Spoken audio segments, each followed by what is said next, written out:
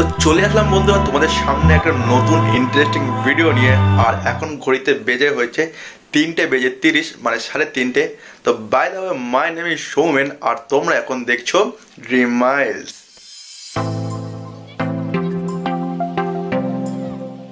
তো বন্ধুরা, তোমরা ভিডিওর টাইটেল অ্যান্ড থাম্বনেল দেখে বুঝেই গেছো, বাট আমি এখানে তোমার সাথে কিছু বলতে চাই। তো তোমরা তো এর আগে মৌসুনি আইল্যান্ডের ব্যাপারে অনেক ভিডিও দেখেছো ইউটিউবে, বাট আমি আজকে তোমাদের সামনে যেটা তুলে ধরবো সেটা কিন্তু বর্ষাকালের মৌসুনি কেমন দেখতে হয় আর এক্সপিরিয়েন্স বা কেমন হয়, তো তোমাদের সামনে সেটা তুলে ধরবো। আশা করি তোমাদের ভালো লাগবে।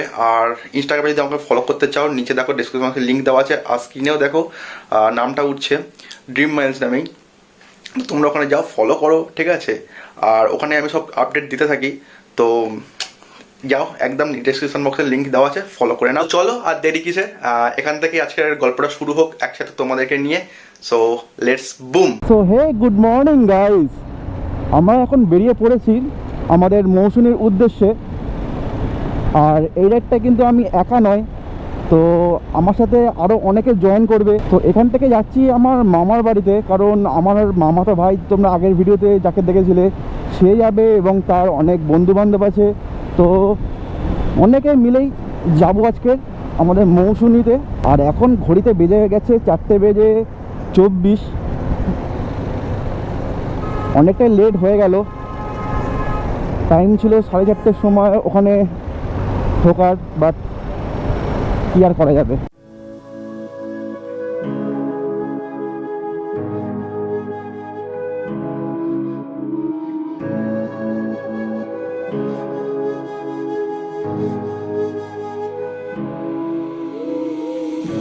The silence fades into the night.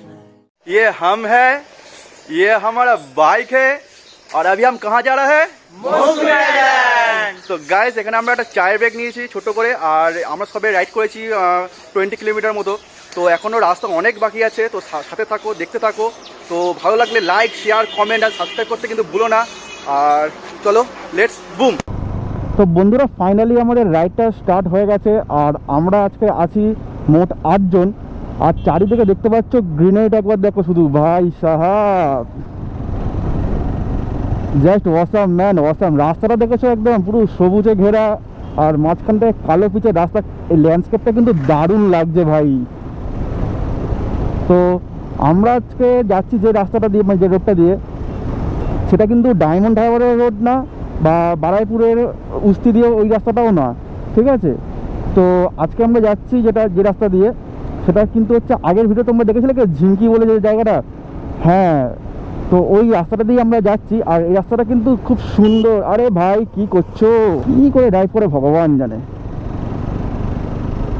তো একবার চারিদিকে পরিবেশটা দেখো ভাই, আকাশটা দেখো, নিচে গাছপালাগুলো সবুজ হয়ে আছে পুরো, আর সামনেটা একবার দেখো ভাই সাহাব, প্রেমে পড়ে যাবে ভাই, প্রেমে পড়ে যাবে। At the moonlight, these open highways are calling our name, and now it's time for us to escape. Feel the wind touch our face.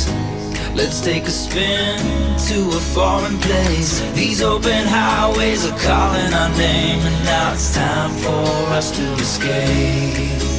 Escape to a world we don't know. Escape into the great unknown. Escape. তো guys, শুধু একবার সামনেটা দেখো, কত সুন্দর লাগছে।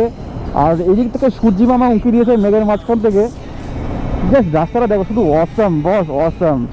চারিদিকে দেখছো কিরকম ওয়াও না? গাছগুলো দেখে একবার শুধু দুপারে। এটাই হচ্ছে গ্রাম্য পরিবেশের মজা।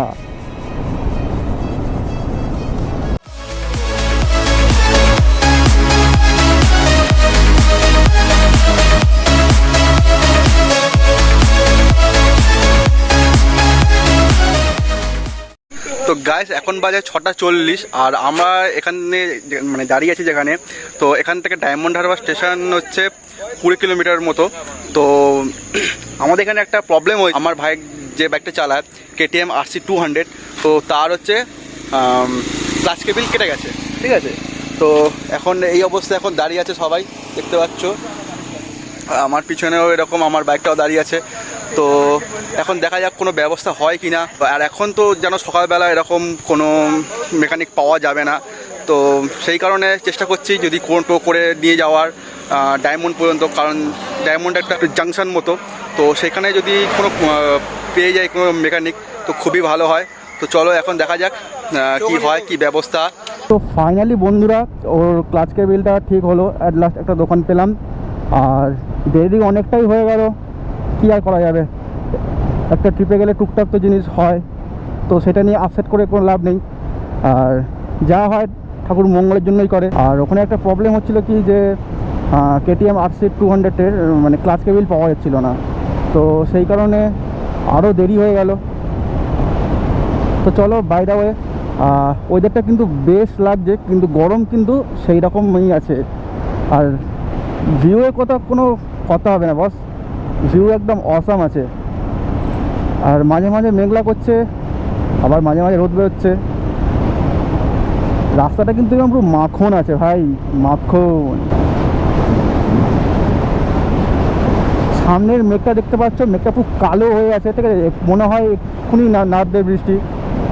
আর বৃষ্টি নামলে কোনো অসুবিধা নেই, কারণ আমরা রেনকোট ক্যারি করেছি। আমি স্পেসিফিক্যালি রেনকোটটা ক্যারি করেছি, আর কে করেছে কিনা তার আমার জানা নেই, কিন্তু এইরকম ওয়েদারে রেনকোট ক্যারি করা দরকার। বা এই এখন তো চলছে মনসুন, তাই যেখানেই যাও ভাই রেনকোটটা ক্যারি করো, যাতে তুমি ভেজা থেকে এই বললাম দেখলে দেখো দেখো দেখো, একটু আগে মেঘলা আর এখন আবার রোদ, এটাই হচ্ছে পরিবেশ। এই দিকটা একবার দেখো কত সুন্দর লাগছে, জাস্ট অসাম ভাই, জাস্ট অসাম। মেঘটা দেখো, এদিকে সাদা মেঘ, এদিকে কালো মেঘ, জাস্ট ওয়াও লাগছে ইয়ার, জাস্ট ওয়াও। এইসব কি বলবো, মুখে বললে বোঝানো যাবে না, ফিলিং দিতে হবে এসবের জন্য। আর তোমাদেরকে এইসব দেখানোর জন্যই তোমাদের লাস্ট পর্যন্ত ভিডিওটা কিন্তু দেখতে হবে। বলেছিলাম কিছু খারাপের পর কিন্তু ভালো কিছু হয়, ঠিক আছে, তো আমরা কিন্তু এইসব ভিউ কিন্তু দেখতে পাচ্ছি। হয়তো তাড়াহুড়ো করে চলে গেলে কিন্তু এসব ভিউ দেখতে পেতাম না। Let's take a spin to a foreign place. These open highways are calling our name, and now it's time for us to escape. Escape to a world we don't know. Escape. Kakdwip সোজা, বকখালি সোজা, গঙ্গাসাগর এখান থেকে 36 kilometre, মানে ডান দিকে নিলে।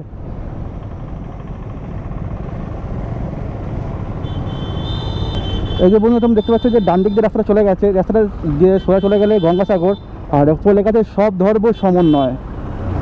তো তোমরা দেখতে পেলে এটা হচ্ছে একবার দিয়ে গঙ্গাসাগর যাওয়া যায়। তো আমরা যাবো সোজা, কারণ আমাদের ডেস্টিনেশন সোজা। আর আমরা যাচ্ছি এখন মৌসুনি। চলো ওখান থেকে তারপরে অফিস ঘাটে যাব, অফিস ঘাট থেকে আমাদের নৌকাগুলো পার নৌকা দিয়ে আমাদের বাইকগুলো পার করব, দেন আমাদের ডেস্টিনেশন। তো চলো ডাইরেক্ট ওখানেই দেখা হচ্ছে একেবারে অফিস ঘাটে, লেটস বুক। তো বন্ধুরা, আমাদের ভাগ্য এতটাই খারাপ যে বৃষ্টি, তারপর হচ্ছে টায়ার লিক, তারপর হচ্ছে ক্লাচ কেবিল খারাপ হয়ে যাওয়া, এইসব বাধা বিপত্তি আমাদের পড়েই যাচ্ছে রাস্তার মাঝে। তো আমরা এখন বৃষ্টির জন্য আটকে পড়েছি, এখানে একটা জায়গায় দাঁড়িয়ে আছি। তো বৃষ্টি অনবরতই হচ্ছে আর মুষলধারে হচ্ছে, তোমরা দেখতে পাচ্ছ বৃষ্টিটা ঠিক এরকম হচ্ছে। আর আমাদের বাইকগুলো ওখানে দাঁড় করানো আছে। তো সায়ন, তো সায়ন, তোমার কেমন লাগছে আমাদের সাথে রাইড করে? ভালোই লাগছে, আশা করছি বৃষ্টিটা কমে গেলে আমরা পৌঁছতে পারবো। তো অবশ্যই পৌঁছাবো আমরা, আচ্ছা, দেখা যাক তো ওখানে পৌঁছাতে পারি, সেটাই একটা ব্যাপার, কতক্ষণে আমরা পৌঁছাতে পারবো। তো তোমার এই সম্বন্ধে কিছু বলার আছে যে এরকম যে রাস্তায় এত মানে বাধা বিপত্তি করছে, তো বাধা বিপত্তি তো থাকবে, মানে আমাদের বাধা বিপত্তিটা কাটিয়ে আমাদের যেতেই হবে, ঠিক আছে। তো এটাই হচ্ছে বাইকার ফুডের স্পিরিট, ঠিক আছে, যে যতই বাধা বিপত্তি আছে আমাদের যেতেই হবে, ঠিক আছে। তো চলো, এইটা ওর একটা কথা শুনে আমার খুবই ভালো লাগলো যে আমাদের বাধা বিপত্তি কেটে যেতেই হবে। আর এখন আমাদের অপেক্ষা করতে হবে বৃষ্টি থামার জন্য, ঠিক আছে। তো আমার রেনকোট আছে, আমার গোপ্রো ওয়াটারপ্রুফ, কিন্তু কি না আমার যারা প্রো রাইডাররা আছে তো তাদের রেনকোট ক্যারি করেনি, তো সেই কারণে তাদের জন্য আমাকেও জানাতে হলো। এবং এটা কিন্তু একটা খুব বড় ভুল যে মনসুনে যখন রাইড করছে তো তখন কিন্তু রেনকোটটা ক্যারি করা খুবই দরকার, ঠিক আছে। তো এই ভুলটা তোমরা যেন করো না, তোমরা যখন মনসুনে রাইড করবে তখন তোমরাও রেনকোটটা ইউজ করো বা ক্যারি করো।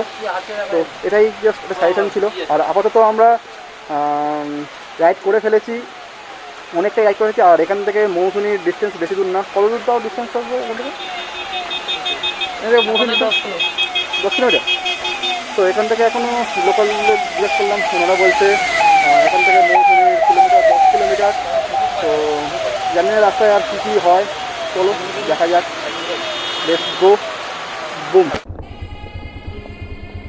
বন্ধুরা একবার চারিদিকটায় দেখো, কি ভাইবটা কি সুন্দর। আর চারিদিকটা দেখো সবুজ, ওপরে নীল আকাশ আর মেঘের কম্বিনেশনের ব্যাপারটা কিন্তু জাস্ট ওয়াও লাগছে ইয়ার। এইরকম ল্যান্ডস্কেপ কিন্তু দেখা কিন্তু সহজে দেখতে পাওয়া যায় না। তো তোমরা কিন্তু মৌসুনি একবার ভিজিট করো, বর্ষার মৌসুনিতে।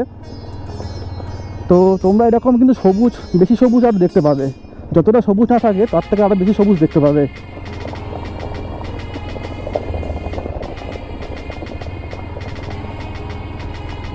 এখানে তোমরা 4 চাকা পার্কিং করতে পারবে, ঠিক আছে। আর সামনেই ঘাট, চলো।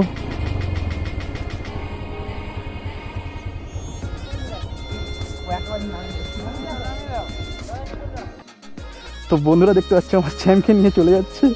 ভাই সাহাব দেখো, ও ভাই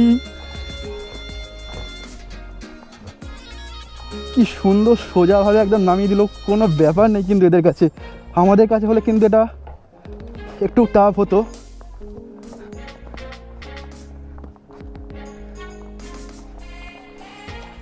তো চলো চ্যাম্পের কাছে যাই, আমার প্ল্যান।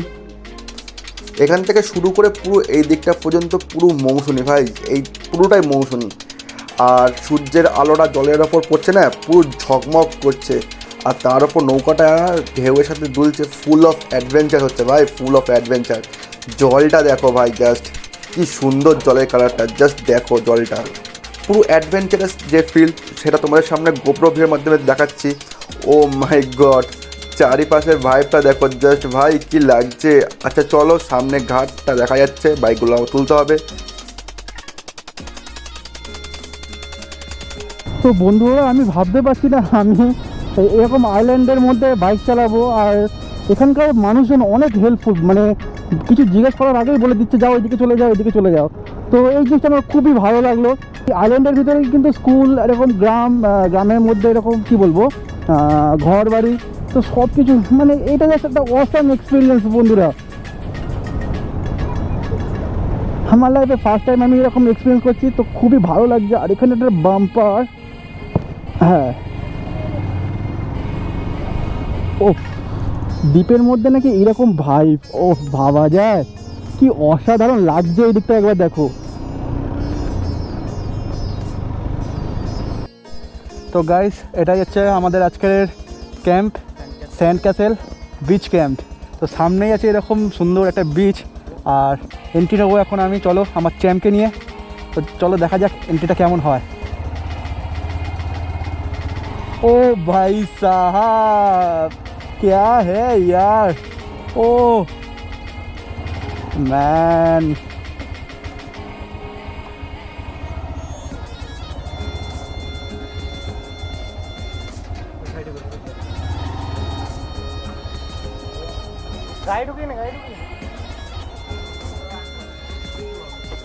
ये हुई ना बात, वो देखो टेंट। তো দেখো বন্ধুরা কত সুন্দর একটা পরিবেশ, অ্যাম্বিয়েন্সটা দেখো শুধু,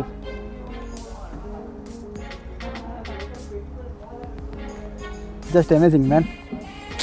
তো চলো এখন একটু ফ্রেশ হয়ে নিই। বাইক তো পার্ক করে দিয়েছি, ঠিক আছে, চ্যাম্পের জায়গায় রেখে দিয়েছি। আর এবার আমার একটু ফ্রেশ হওয়ার পালা, ঠিক আছে। তো তোমাদেরকে ঘুরে দেখাবো। আর এখানে কী কী রুমের প্রাইস আর টেন্টে কী প্রাইস সব তোমাদেরকে বলবো। তো শেষ পর্যন্ত তোমাদের ভিডিওটা দেখতে হবে কিন্তু, ঠিক আছে। চলো এখন ফ্রেশ হই।